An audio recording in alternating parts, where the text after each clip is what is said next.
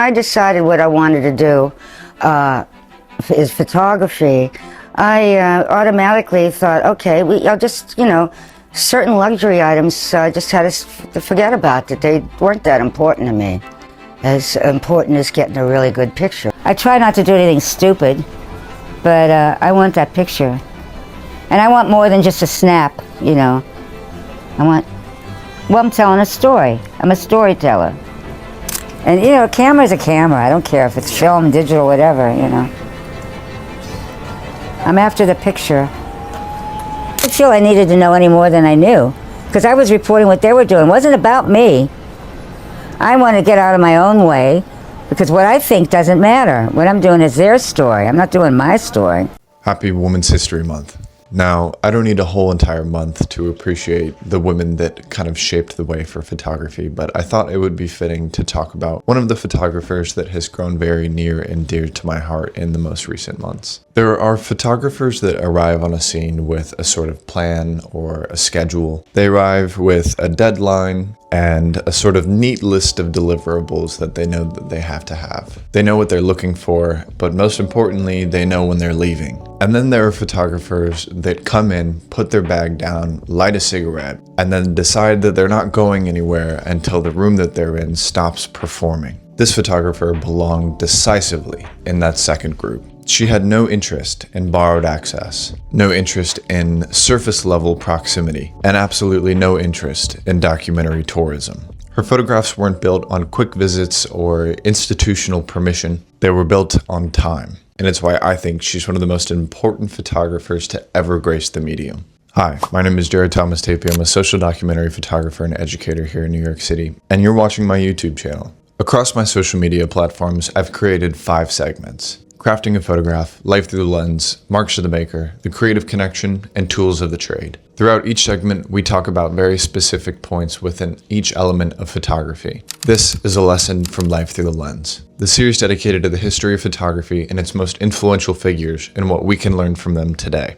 In this episode of Life Through the Lens, we're going to be discussing one of my favorite photographers, Jill Freedman. Now, I know that I said at the start of this that Jill Freedman has become very near and dear to my heart, but there's a reason why. I first found Jill Freedman's work in a book called Picturing Resistance. That was maybe 3 or 4 years ago. After starting to take this a little bit more seriously and sharing all the knowledge that I have and wanting to make a community here either on YouTube or on all my other social media platforms, I made a lesson on Instagram about Jill Freedman and wrote a coordinating article with it, basically entailing her whole life and talking about her work and what it means to me and what it can mean to other artists. Jill passed away almost 5 years ago. And since then, her estate has been taken care of by her 3 nieces. 3 women who have really no history in photography. They all have their own jobs, and they've just been doing this on the side to try and preserve her legacy. After I wrote the article, they saw it, and then they reached out. A week after the article was posted, I was in a Zoom meeting with all 3 of them,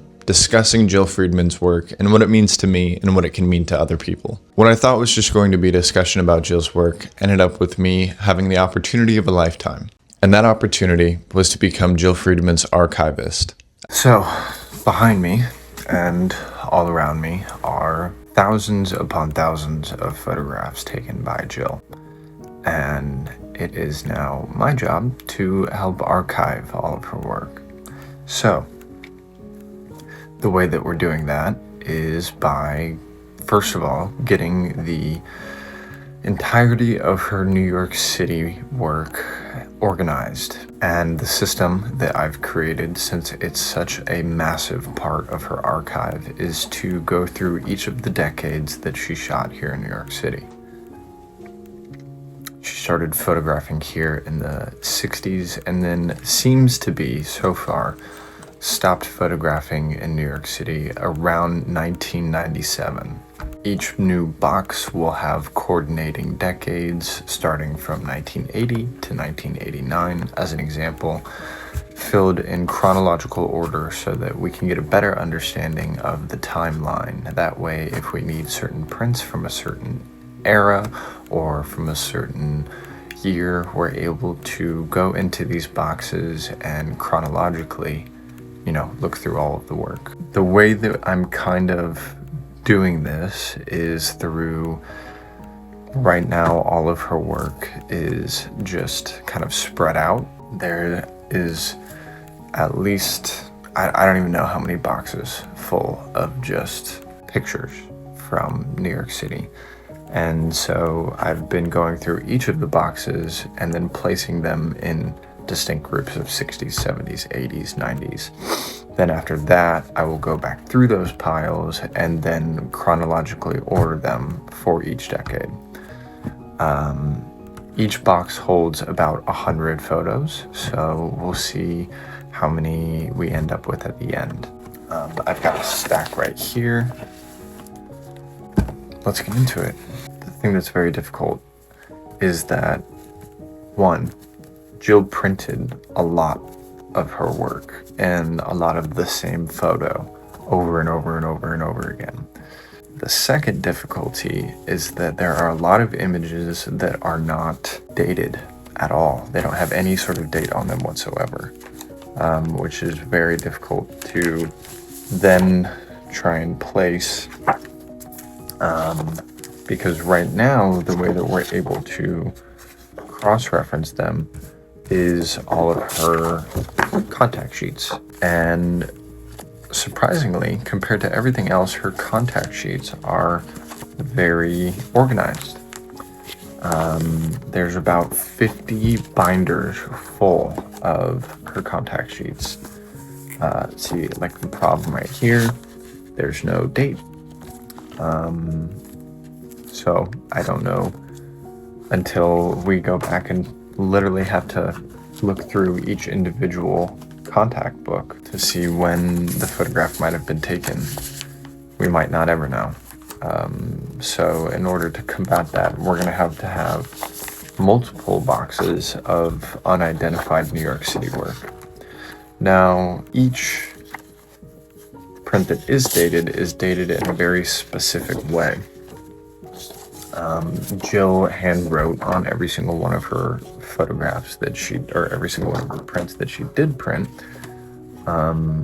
starting with the year right there.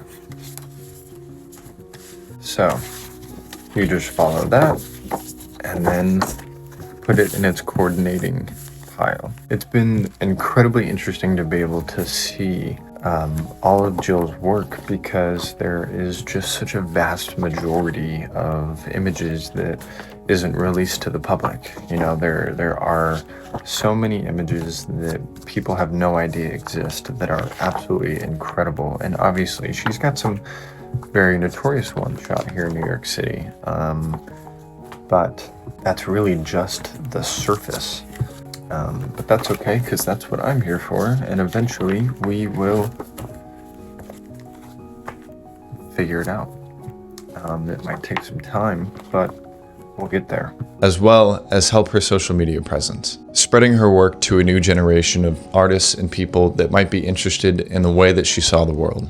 I thought I had a good grasp on what Jill's work was like. That was until I saw the archive. And today, we're going to be talking about what her life meant as a photographer and why more people should know who she is, and why she was just such a great woman. So without further ado, let's jump right in. Jill was born in 1939 in Pittsburgh, but the key to understanding her work isn't just where she was born. It's what she studied. Before fully committing to photography, she studied sociology. And I feel like that education tells you everything you need to know about how Jill saw the world. And that's because sociology tunes you into systems, not individuals, not isolated moments, systems. She learned how institutions function, how power organizes itself, and then how labor can become invisible. Jill didn't just see people as individuals. She looked at the structures that surrounded them, and she understood that behavior is shaped by context. It just so happened that photography became the perfect vessel to understand those contexts. I didn't feel I needed to know any more than I knew, because I was reporting what they were doing. It wasn't about me. I want to get out of my own way, because what I think doesn't matter. What I'm doing is their story. I'm not doing my story. Jill's first major body of work came from the Poor People's Campaign in Washington, D.C. For those of you unfamiliar with this, in 1968, thousands of marginalized Americans gathered on the lawn of the National Mall. It was there that they built a temporary encampment called Resurrection City. Since the middle of May, the campsite of Resurrection City has housed the poor marchers campaigning in Washington. Now, with its temporary population refusing to leave, it becomes the center of a violent argument, casting a blight over the whole Washington campaign. Now, all of this happened because of the death of Martin Luther King Jr. The murder earlier this year of Dr. Martin Luther King gave renewed intensity to the demands for equal opportunities. Above all, his inspiration was non-violence. But now the temperature is dangerously high again. It may be cooled less quickly than the feet of the marchers to the Capitol. This is one of the most prominent times in the civil rights movement, and many photographers came to photograph the spectacle. The speeches, the dramatic moments. It is working down in Resurrection City. And please listen to that. That beautiful thing down there is just the top of a movement that stretches from coast to coast. This is the last chance, I think, for this country to sort of respond to the quiet and peaceful petitions of people who are asking for very, very just solutions to very, very real problems. Because we know what we can do. We want to create, like the white race create, because we are creative people. We just don't want to be the bricklayer. We want to be the designer of the building, the architect. They say we are apes, monkeys. But I know that I'm as great as any white man that ever lived, and any white man that will ever live. And I know my brothers are just as great. I'm like any other human being. I have fears, and I want to live, but I would die for what I believe in. I would die for the liberation of black people. But Jill photographed something completely different. She photographed the middle. She photographed the part that most history books skip, the daily life inside of the protests. She wasn't interested in coming in and out and only getting snaps of the most prominent moments. She was more interested in the everyday life of the people inside of Resurrection City. So she stayed there, amongst the people fighting for their rights. Jill showed us the human cost of protest. And it was within this first big project that her philosophies had kind of already been set into motion. She wasn't interested in symbols. She was interested in consequences. The idea behind what happens after the speeches. What happens after the crowd leaves? What happens after the cameras disappear? And that's exactly where she pointed her lens. Following that same philosophy, her next big project in the 1970s, she embedded herself in a very similar type of structure, finding a home within the traveling circuses in the 70s. Greatest show on earth. Taste it. Hear it. Marvel at it. Thrill to it. Feel it. Live it. Be in it. Love it. The project eventually became one of her more well-known books, titled Circus Days. To many, from the outside looking in, the circus seems whimsical and colorful. Of course, it's entertaining. Morning, chaps. That's called a heffalump salute. I don't believe that. How did you do that? I had to leave the llama to see this. Beautiful. We haven't got nothing for you to eat. Well, it may not look very high from where you are, but up here, life at the top of the big top is pretty exciting. I've never been in this situation before, and now I can appreciate what it really is like to be up here. And Julie, you're very used to it, of course. You've been swinging around since you were what age? Oh, since about 8-year-old, yes. I started to play around on the trapeze. But Jill saw something else. Jill saw another system. Jill saw another community living by its own rules. And once again, she ignored the spectacle. Instead of photographing performers during their acts, she photographed performers resting between acts. Clowns without makeup, bodies marked by repetition, fatigue, and intimacy, and boredom. What Jill was photographing was labor. All of the work behind the fantasy that is the circus. She refused to exoticize her subjects and treated circus performers the same way she treated firefighters, police officers, and protesters, as workers living inside a system. Which brings us to our next project, and the one that probably most people know of. Arguably, her most famous work also came from the 1970s, when she embedded herself within the fire department here in New York City during the 1970s in the South Bronx. A little bit of New York City lore for you, if you're unaware. During the 1970s in the Bronx, a greater portion of the Bronx was burned down, displacing thousands of families, mostly people of color.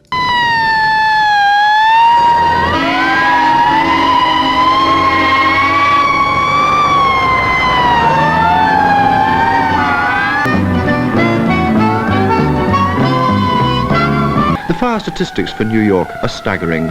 New York has more fires than Chicago, Detroit, Los Angeles and Philadelphia put together. The New York Fire Department responds to nearly 250,000 calls a year, 3 times as many as the London Fire Brigade.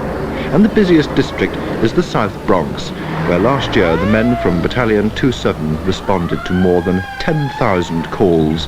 On average, that's one every 45 minutes, night and day, every day of the year. Few would challenge their claim to be the busiest fire station in the world.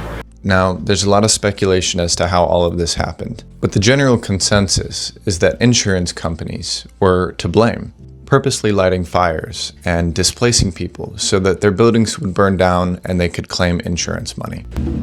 We grew up with burnt out decay all over us. The documentary is called Decade of Fire, detailing how the South Bronx was literally on fire practically every day during the 1970s. The average was 40 fires a day, according to this documentary, and eventually 80% of the housing stock in the South Bronx was burned. Vivian Vasquez grew up in the Longwood neighborhood, which she said looked like Berlin after World War II. Many times, as a kid growing up, I've heard that it was the people of the South Bronx who destroyed their neighborhood. And what we've learned was that actually it was the people of the South Bronx who saved their neighborhoods. Vasquez and her co-director Gretchen Hildebrand say they discovered through the 10 years of working on this documentary that government policies of methodical negligence contributed greatly to the fires. It was the height of the city's fiscal crisis, and they found that the city was closing firehouses in the Bronx and only had 50 fire marshals to investigate all the suspicious fires throughout the city, many possibly being set by landlords for insurance money. These weren't just small fires that happened every once in a while. Entire neighborhoods burned down, all collapsing because of a system of negligence, redlining, and arson for profit. For many photographers, it would be very easy to just photograph the flames and the fires going on at that time, but not Jill. She photographed the waiting, firefighters sleeping in chairs and washing soot from their hands, boots lined up beside worn floors, photographing them in ways that didn't make them seem like heroes, but rather real people. Once again, photographing the fatigue of labor. In the firehouse, they called me the liberal, you know, and so the cops, but I said, damn right. And I shot during what they called the war years, so a lot of young firemen really, that was a time they wish they'd been around because we ran every minute. I picked busy companies. This body of work specifically has been very influential to me. Really, all of her work, and the way that she describes staying within these systems instead of entering in and then leaving and going back to the comfort of her own home. Jill would stay with the firefighters at the station and go with them on just about any call that she was around for. I nearly called the book, You Should Have Been Here, because they said, oh, you should have been here 10 minutes ago. Should have been here 5 minutes after you left. So I just thought, well, fuck this, and I just moved into the firehouse. And because women were not, at the time, any male reporter could sleep in the dorm, but women were not. But I know, like, I would never starve in New York. I would take my book with me, and I'd go to the firehouse, they'd feed me. This past Sunday, I woke up a little bit later than I usually do. I had woken up around 8:30 and came upstairs and started brewing my first pot of coffee. Before the coffee could even brew, I heard an armada of sirens wailing towards my apartment. As the sirens grew closer and closer, I kind of grew more and more confused because it sounded like they were right outside. I stepped into the backyard and the smell of fresh smoke just filled my lungs. I looked over the building next to us and billows of smoke were rising into the sky. I rushed inside, threw on a pair of slippers, and headed out the door with my camera. Right around the corner, on my cross street, there was 3 apartment buildings up in flames. For the next hour and a half, I stayed with all of the firefighters, documenting the entire process. Thanks to the members at the FDNY, nobody was injured, and they got everybody out of all of the apartment buildings before anything bad could happen. During my time photographing this, I was able to meet a few of the firefighters on the scene, and they invited me to the station for a family meal. I haven't been able to go yet, but I'm going to print out some photos of them and then take them over to the station and just thank them for their service. Jill was able to do this every single day during this time period in which she was shooting Firehouse. She got to see and document firsthand not only the intense moments behind firefighting, but the fatigue, the camaraderie, the brotherhood that is the FDNY and firefighters across the globe. And she later took that same philosophy into her next body of work. Her next body of work is what I would describe as maybe her second most popular body of work, a book and project titled Street Cops, this time turning her lens towards the NYPD.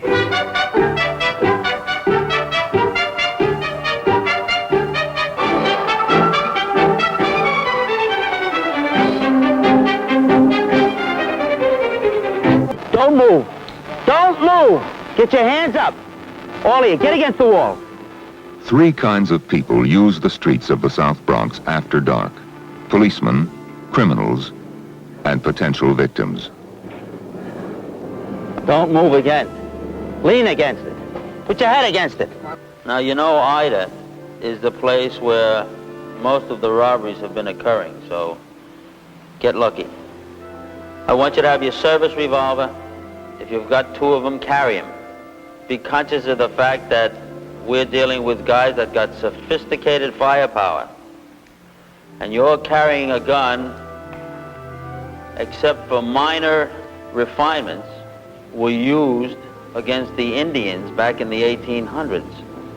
The least you should do is to be able to have another gun handy, fully loaded, so that you don't have to get involved with the trying to stick that very large bullet in that very little hole. I don't know why, but every time you're scared and you have to load under pressure, the cylinder gets small and the bullets get big. I think that something that I admire so much about Jill is that it would be incredibly easy to create propaganda, either good or bad, for both Firehouse and Street Cops. Throughout her life, it was no surprise that she was a big activist and believed in human rights and kind of had a disdain for huge systems. And then people would say, well, what are you doing next? Cops? I said, get out of here. I hate cops.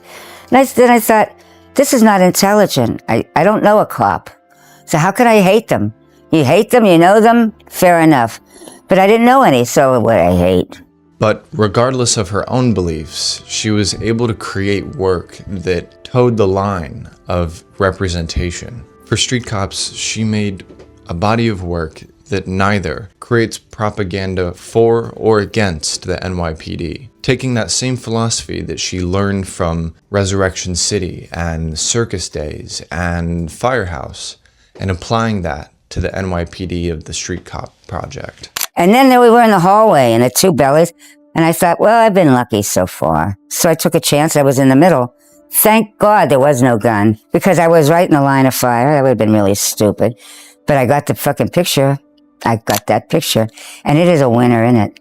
Instead, she photographed the officers in routine moments, waiting on street corners, leaning against squad cars, talking, patrolling. The power in her images don't feel so damning, they feel kind of mundane. She photographed what authority looks like when it's just kind of tired. And it's exactly that refusal of simplicity and symbolism that makes her work endure the test of time. She was so good at allowing contradiction to exist within a frame. And she understood that reality is very rarely simple. If you do it right, you know, you'd be willing to give up your life to do that dumb shit, you know? I think a big common misconception about Jill is that they see these projects and don't think that she was working on anything else during that time period. It's not true, and now I know from experience just how much she shot. I mean, she has a whole entire book on dogs, and I was recently invited to go and document a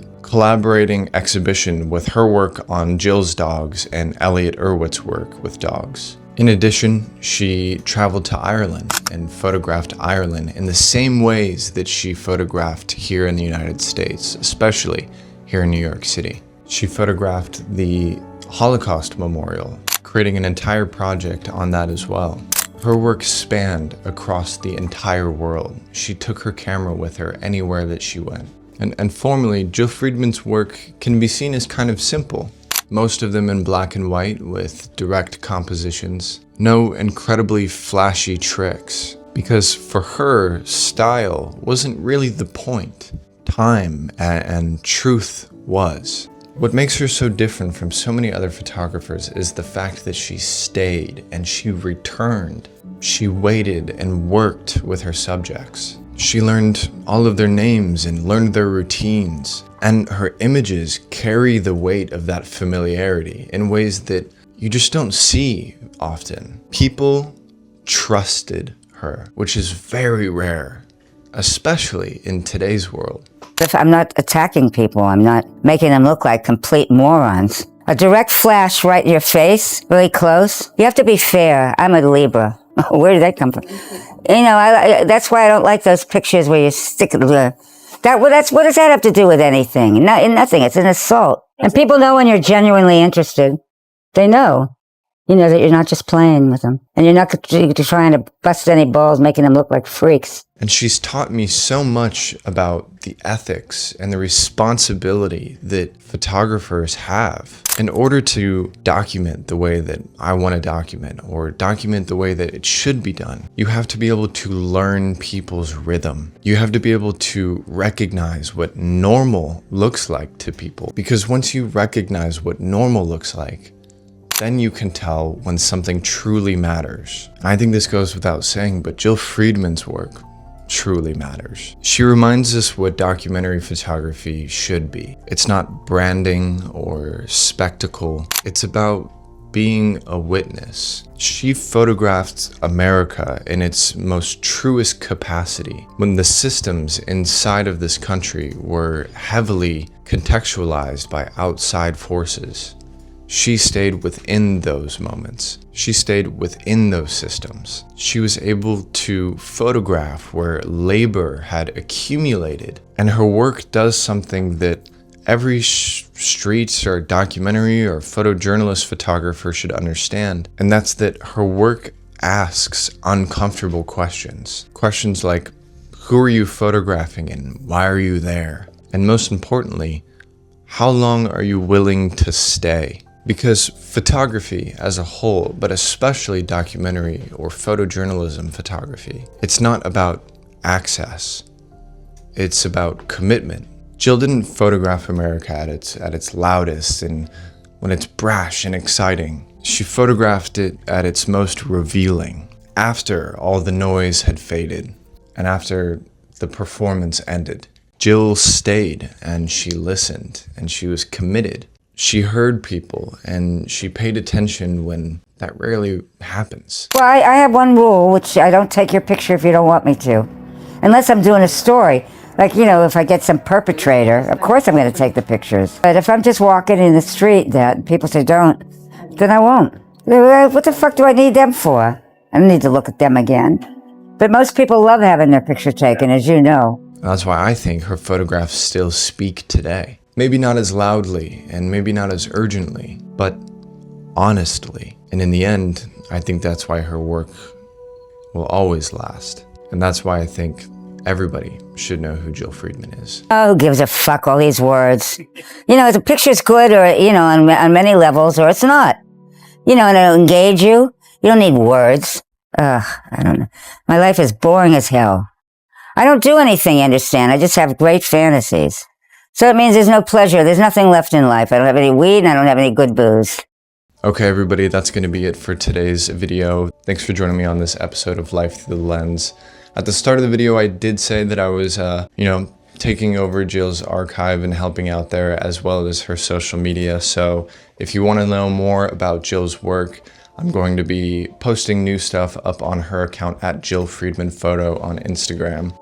I'd really like to do what I do for my own personal stuff and kind of take you into the life of Jill through her content, exploring her archive, exploring the history of Jill's work and who she is as a person. So I hope that you guys can learn more about Jill's work through her Instagram account as well, and all of the types of lessons that I'll be providing on there.